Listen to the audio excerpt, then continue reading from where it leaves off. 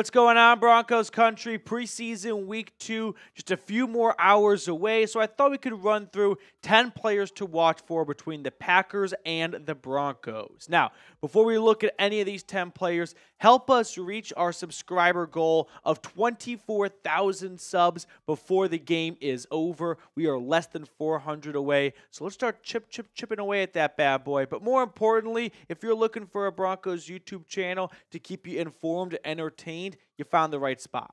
Now, first player to watch, and we can kind of combo these first two, Bo Nix and Jarrett Stidham. I would be doing you a disservice if we did not lead off with the Broncos quarterback battle. So after preseason week 1, all eyes are on Bo Nix. 15 for 21, 125 yards. He went 1 touchdown, no interceptions. Zach Wilson had a nice outing as well, but I think at this point he's trying to solidify a roster spot more than anything else. And of course, Jarrett Stidham, just from a box score standpoint, not jumping out in a great way. 4 for 7, 37 yards, 1 interception, but I don't think that tells the story of Stidham.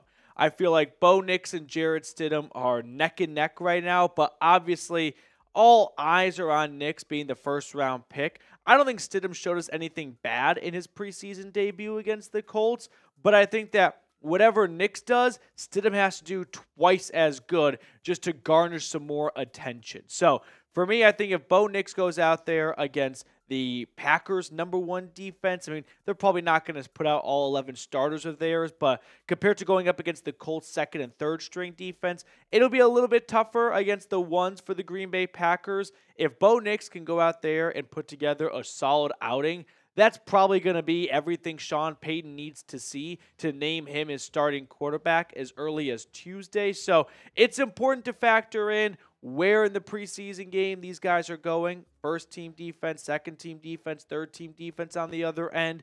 But for Stidham, he needs to go out there and he needs to put together the best preseason game of his career. I think Sean Payton wants to make a decision sometime this upcoming week. And so if Nix puts together a really good game, it's probably going to be him. So big-time quarterback battle could be coming to a close as soon as Sunday night in Denver. Keep an eye, of course, the 2 QBs. Next, I want to package all 3 centers together. Luke Wattenberg, Alex Forsyth, and Sam Mustipher. So 3 centers, not as sexy as a battle as the 2 quarterbacks, but still important to watch for these 3 centers. Luke Wattenberg, Alex Forsyth, Sam Mustipher each had a handful of snaps in their first preseason game. I wasn't very impressed by what I saw from Luke Wattenberg. Alex Forsyth going with the second-team offense, he got a lot of run with it. And then Sam Mustipher kind of doing the mop-up duties as the veteran. We can actually look at their PFF grades for a moment from week 1 against the Indianapolis Colts, as all 3 centers had some ups and downs. I don't know if any one really stood out in a crazy great way. Wattenberg, 52.8. Forsyth, 49.4.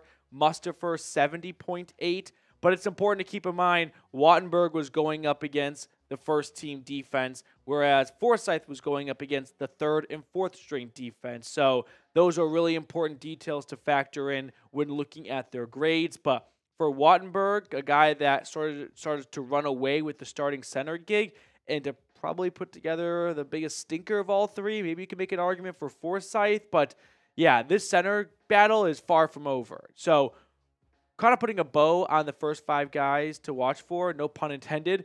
Who do you think is going to be the week 1 starter? That's the question I'm trying to spit out here. Jarrett Stidham or Bo Nix? Get in the comment section right now. Give me your best prediction. I was initially thinking Stidham because it was his job to lose. And up until that first preseason game, I don't think we saw anything out of Bo Nix that would indicate he'd be the clear-cut starter for week 1. But after the game he had in Indianapolis, he adds on a second really good outing at home against Green Bay, and it's likely going to be him. But when it comes to the center battle, I don't think that battle is going to have an ending after week 2 of the preseason. I could see that battle going towards the start of the regular season, right? That can be something that bleeds into post-roster cutdown day when the coach is still trying to get the best possible center out there for this team, and that might require some extra practices and all 3 preseason games. So I would expect a quarterback decision to be made after 2 preseason games, but I don't think we're going to see a center decision made until after all 3 preseason games. 6th player to watch for, we'll kind of run through the back 5 here kind of quickly.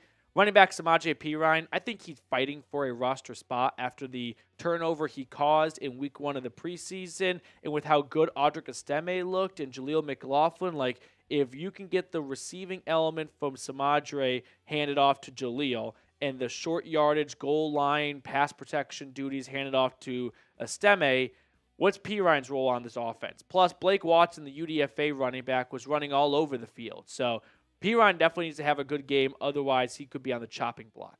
7 and 8, I want to combo Riley Moss and Damarri Mathis. These 2 guys are fighting for that second starting cornerback role. Levi Wallace has been battling an injury for over a week at this point, costing him valuable practices and reps for that starting gig opposite of Pat Surtain. I would keep an eye on Riley Moss. He seems to have the slight edge over Mathis for that CB2 job, but definitely another battle to watch for that's up in the air at the moment. Number 9, I'm going to go with linebacker Cody Barton. He was running alongside Alex Singleton with that first-team defense, and that's probably the final battle to keep an eye on going into this preseason showdown. Him and Jonas Griffith going for that second starting inside linebacker role. I think it's going to be Cody Barton's, but we've got 1 to 2 more preseason games to decide it, so keep an eye on him as well. And then number 10, I'm just going to toss out wide receiver Marvin Mims. He's not battling for a roster spot. He's not really battling for a starting role, but I do want to see a little bit more from Marvin Mims. He had a good touchdown in the preseason opener against the Colts, but for a guy that's slated to be this team's wide receiver 2 after Courtland Sutton, for how deep he played into that preseason game, I'd like to see a little bit more out of Marvin Mims, and hopefully we get a little bit more as maybe he was shaking some of the rust and the cobwebs off after that first preseason game. So hopefully we'll get a better showing from Marvin Mims, because I just feel like we have big expectations for him so far this year, and I need to see a little bit more of that in the preseason. Now, speaking of the preseason, we're going to be live in a few hours for our preseason watch party. So come hang out with us here if you're looking for a much more enjoyable and entertaining way to take in what are usually just, let's be honest, snooze fest preseason games. This is the channel for you. So go ahead, subscribe. We're going to have an awesome watch party for you all here. I promise you won't regret it. The tip I give to people is put the game on the TV if you're in the local area. Put us on your phone or your tablet, and then all of a sudden you've got the best commentary with the actual TV feed. But if you are not in the area, I guarantee you'll have a great time if you hang out with us during our watch party. All right, that will do it for us on today's show. Thank you all so much for tuning in. Enjoy the rest of your day, and we'll see you all soon for our watch party.